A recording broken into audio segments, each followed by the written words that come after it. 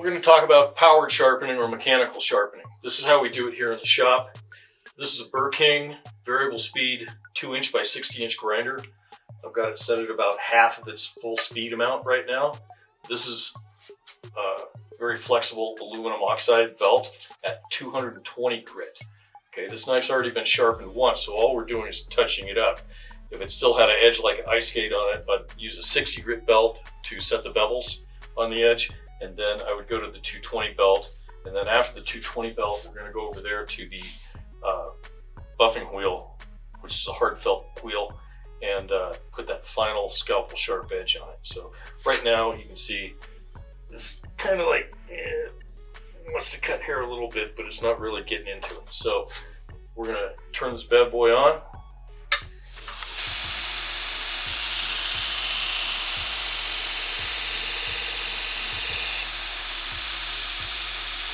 Clean metal there.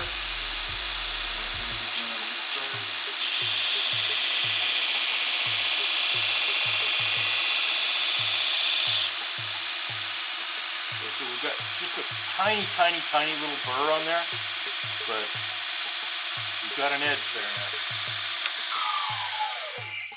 now. Now we go over to the hard buffing wheel and put the final on it. Baldor 1740 RPM buffer, and what we've got on here right now is a very fine, very hard felt wheel. So these actually don't conform even as much as like most of the Scotch-Brite wheels, something like that, but we can put our black polishing compound on here and just a couple passes on here and we'll go from 220 grit finish to having a scalpel sharp blade. This is an 8" hard felt wheel. Black polishing compound.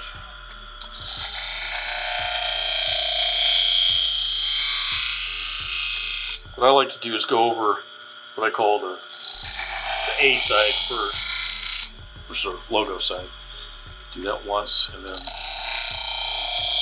the B side twice in a row. All we're polishing is that secondary bevel there.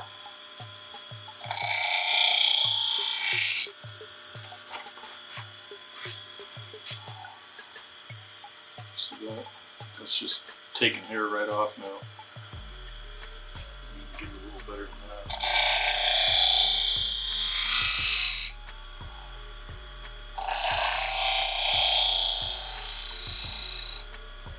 As you can see, we've got some buffing compound still on the blade here. You want to get that off before you start trying to cut things with it. I usually just use naphtha and a paper towel to get this off. If you have a Mad Dog knife, you get lifetime free re-sharpening. You just pay for shipping both ways or bring it into the shop and we'll do it while you wait. But as you can see, now we're down to like really sharp here.